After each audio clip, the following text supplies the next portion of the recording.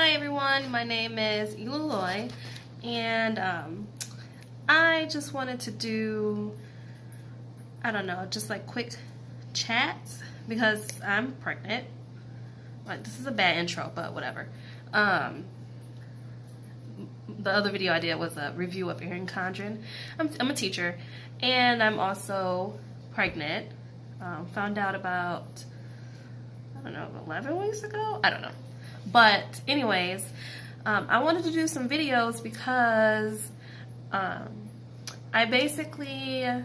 African American, obviously, and so I've been trying to look up women, African American women, on YouTube that are pregnant, that may be dealing with pregnancy and gestational diabetes, or had diabetes before they were pregnant. And I'm not finding any luck. A lot of the women that I'm finding are like, if they are African American, they are extremely healthy. At least they have not mentioned any diabetes or anything like that. Or it's Caucasian women, and they don't really mention it either. But I wanted to make these videos because it's important to find this research instead of just reading.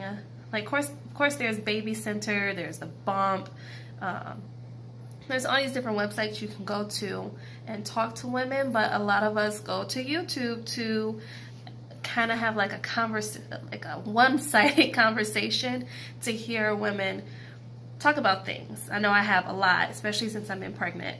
So I am at home at night in my holy pajama shirt, my scarf, no makeup on, but whatever. So I'm gonna make videos. I might just piece this together and then make a video and maybe do like a series of videos every few weeks. Even if I don't get that many hits, I just want to make sure that what I learn through my pregnancy is out there for any other women that need the information, whether you're African American or not.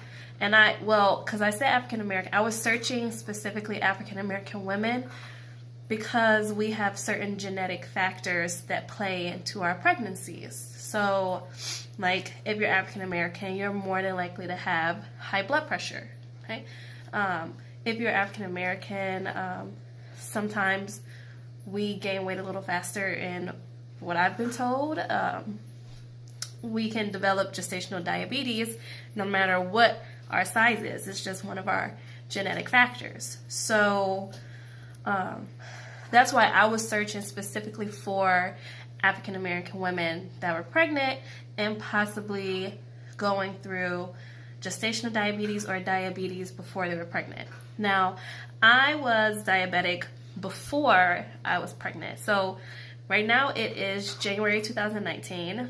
I found out that I had type 2 diabetes July 2018, which I suspected it a while before that because I was putting on weight. I've never been a bad eater, but like eating a lot of unhealthy things, but I was putting on weight. I'm a teacher, so I'm on my feet.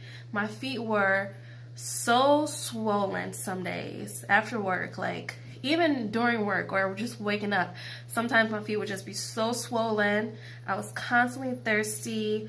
Like, I could never just quench my thirst. So thirsty. And, I just didn't have a good feeling about my health. And I know, like, my aunt has type 2 diabetes and my uncle has type 1 diabetes.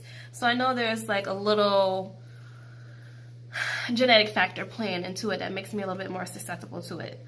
So when I went to the doctor and I was expressing all my concerns, and she took my A1C and it came back and it was a 6.5. Pre-diabetes is 5.7 to 6.4, and you're technically type 2 diabetic once you hit 6.5. And I was a 6.5, so technically I was type 2 diabetic. So she put me on metformin that I had to take twice a day, 2 little pills twice a day. Yeah, two one pill twice a day. That's when I got really serious, because I knew that me and my husband wanted to conceive soon.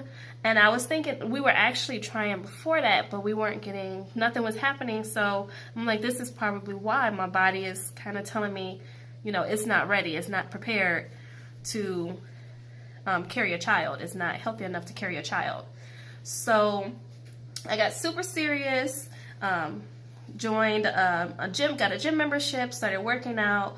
I cut out a lot of carbs. Basically, you can never cut out all carbs.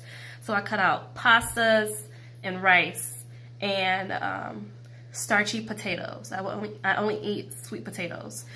So July 2018, I found out, and then we were still trying, and I was still going to my OB/GYN, and I was talking to her, and I was still taking the metformin, and I was, you know, dropping weight because I was working out. I was eating way healthier than what I thought I was eating. Because when the type 2 diabetes crept up and I started doing the research about what eating healthy actually looks like, I was eating okay, but not as healthy as I could have been eating. And then, so I was going to see my OB/GYN, and I'm telling her, you know, we've been trying, we've been timing it, I've been doing the ovulation sticks, it's just not happening. So, what was it? September, end of August, she gave me something called Letrozole. It's a little pill, so you take it, and it basically makes your lady bits a little bit more sperm friendly, and it makes you more fertile. So I took the Letrozole, we tried, and it was not successful. I got a negative pregnancy test in September, towards the middle, end of September. So then we did another round of Letrozole, and by this point I had lost like 20 pounds. So I was like on the roll. So then we tried again, beginning of October. After my cycle, I did the Letrozole, and we tried again, beginning of October. We actually know like the date range of which we could see, because we were keeping track. So time going by, and again, I'm just thinking, here we go again. I just, you know, I'm going to keep working out. I'm going to keep taking this medicine. I'm going to try and get rid of this type 2 diabetes as much as possible to get my A1C and my blood sugars back into normal ranges. And I went to the doctor, my OB, for a follow-up at the end of October. Now, I went in, I had still lost a few more pounds, like 20-something pounds. And it's so funny because, like, I thought I was getting ready to start my period. I thought I was having period symptoms because they're very similar. And I didn't think to take a pregnancy test because, you know, after taking so many pregnancy tests after pregnancy tests, if you've ever tried for a baby, after a while, it gets so discouraging, and you get tired of getting negative results. So I said, I'm not going to take any pregnancy tests. It will happen when it's time to happen, and I will find out when it is time for me to find out. So I didn't take a pregnancy test. I thought my pregnancy symptoms were coming, you know, the breast tenderness. I was a little bit more emotional now that I like reflect back on it, because I had cried for a few things that were not worth crying over. But, you know, the breast tenderness, a little bit of cramping, and a little bit emotional. So I went to my OB towards the end of October, and I was just kind of like, you know, my period's getting ready to start, so I think we need to think about the next step of doing intrauterine insemination, IUD. So she went to go write me a prescription. Before she left out of the room, she's like, well, let's take a pregnancy test just in case. She was like, because that's strange that your period is getting ready to start right on time. You've never had that. And I'm like, okay, whatever. It can happen. But anyways, so I took the test. I'm waiting for my referral to come to me. And I hear the nurse call my doctor, and she's like, oh my God, look. And she's like, oh, is that baby girl? Because they think they're so much older than I am when they're really not. I'm like maybe a year or two younger than them. I don't know, maybe. But she came back and she was like, you're pregnant. And I was like, what do you mean? And she's like, you're pregnant. And I'm like, what? So I was kind of in shock. So that same day I had an appointment with my primary care physician because I was worried about, the type 2 diabetes. I went to my primary care physician. We did some blood work. I'm like, I just found out I'm pregnant just 30 minutes ago. And she's like, congratulations. We're going to keep monitoring it. It's safe for you to take the metformin while you're pregnant. So just keep taking it. But we're going to run your A1C again.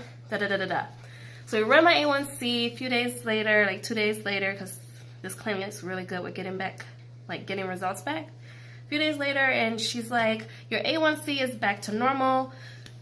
Excuse me, I'm so sorry. You can stop taking the medicine. Now, my A1C came back as a 5.6. 5.7 puts you back pre-diabetic. So I did not stop taking that medicine. I kept taking it. And, the weight just kept coming off. I don't know if that's a good thing or a bad thing. I'm smiling about it because I don't know how to feel about it. I'm still doing some research on it, but I went back. So after all this, I went back to my OB again in November, and instead of me losing 25 pounds, was literally right after I found out I was pregnant, like a week later, I was so sick, like vomiting all the time, like 5 to 8 times a day. Like I was constantly vomiting, constantly vomiting. So like my symptoms came on really fast, like right after I found out. Like if I didn't go to the doctor and take that pregnancy test, and if I would have just started vomiting, I probably would have thought that I was dying inside, and I would have went to emergency. But I'm glad I had that appointment. So I go to my next appointment, and we do a confirmation where we do a ultrasound, and we see the little baby in there, he or she or whatever it is, like a little alien. And then I had lost even more weight. So technically my first prenatal appointment, I had lost 26 pounds. I was still taking the metformin. I wasn't working out because I was so sick. Like I think I had worked out maybe once or twice in the morning on a good morning, but I was so sick I couldn't work out. Like there was no way. I would get up, literally walk to the kitchen. My house, I live in a smaller ranch style house. Walk out to let my dog, from the bedroom to the kitchen, and let my dog out, and I would start vomiting. Like that's how bad it was. I couldn't even walk around my classroom because I was vomiting so much. It was so bad. I feel bad for the custodial guys because it was just vomit everywhere. Trash cans, parking lot, floor. I didn't make the trash can, so just vomiting everywhere. But anyways, with the linking to diabetes, I was still losing weight. So I started slowing down on the metformin because I know metformin can help you lose weight. So I started taking 1 pill a day. And I'm like, okay, I'm just going to take 1 pill a day, just kind of take it easy, keep eating healthy, eating what I can eat and what I don't throw up. So I go to my next appointment, which was 4 weeks later, which was December something. December 26th.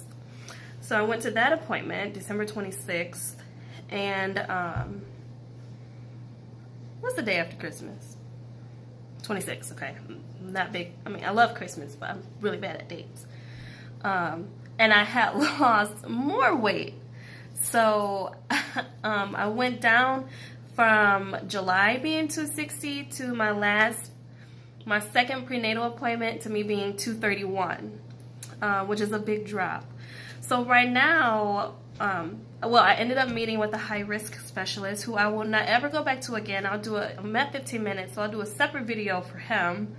And I talked to a dietitian on the phone, which are women. Women tend to be a little bit more sensitive and understanding and sympathetic. So I go meet with the dietitians on MLK Day. And then I'm not going back to that high-risk specialist. I'll make a different video for that to discuss what we talked about for the diabetes. And right now I'm just in the process of monitoring my blood sugar and my blood pressure, my blood pressure has been really low. So before I was pregnant, I had normal blood pressure, 118, 120-ish. The last time I went to my prenatal visit, my blood pressure was 110 over like 73. And I was like, what the fudge? I guess that's normal. How I'm going to develop high blood pressure, I don't know. But, I mean, we'll see. So right now, I'm just in the process of figuring out what to eat, how to eat. And my blood sugar has been ranging, depending on what I eat, anywhere from like 88, and the highest I got was after I ate 3 slices of pizza. Naughty me. It was 146, which is extremely high. So, and that's not good. So this is going to be like a huge learning curve of trying to keep from going back into type 2 diabetes and pre-diabetes. I don't know, it's just going to be a learning curve, and I'm still doing research. I'm going to keep talking to the dietitian. I go to, like I said, I meet with a dietitian on MLK Day. So I'm going to keep taking my blood sugar and blood pressure at home, and just basically what I have in my mind right now is to just go back to how I was eating before. No carbs, no rice, no pasta, no pizza, nothing, and just go from there. But the dietitian did tell me she was concerned about how much weight I was losing. But I also did reading where I read that, you know, if you are classified as obese, which I am, where your BMI is over 30, that losing weight during pregnancy could be beneficial.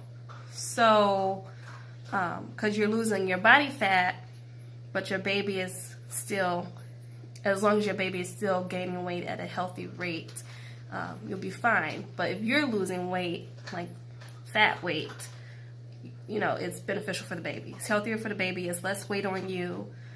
So I guess the next video will be my meeting with the high-risk doctor and any more research I have done up to the next video point. I don't know, maybe it'll be next week, maybe in a few days. School starts on Monday, so we'll see how that goes.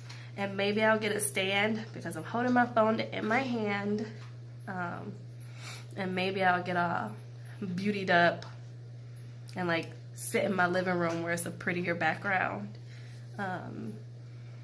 So that's just my intro on being pregnant and having diabetes as a risk factor during pregnancy, and being African American. Those 3 things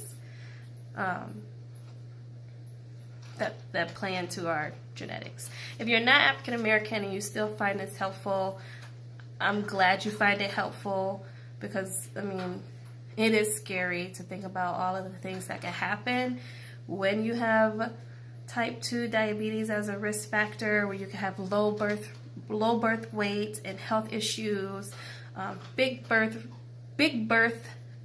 heavy babies basically, and still have health issues. So I just want to get that information out there, especially as I'm learning it, because I'm not finding much or having a lot of luck finding it. So hopefully somebody finds this helpful. I am going to title it pre-diabetes or diabetes and pregnant, so that it actually shows up. So hopefully this video wasn't too long. I don't mind if you skip through it. So I just want the information out there so it's available for women. So thank you for watching, and look out for the next video.